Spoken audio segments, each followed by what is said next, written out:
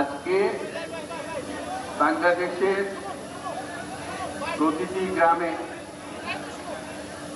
প্রতিটি বাজারে,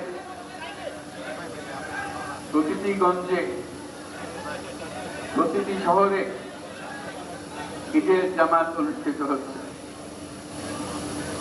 আমরা জাতির পক্ষ থেকে জামাতে যারা যেখানে শরীক হয়েছেন তাদেরকে ঈদ মোবারক জানাচ্ছি।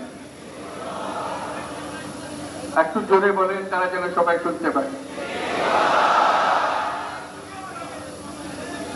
যারা ঈদের জামাতে শরীক খাবার সুযোগ পান নাই তাদেরকেও আমরা ঈদ মোবারক জানাচ্ছি, সেটাও ঈদ মোবারক।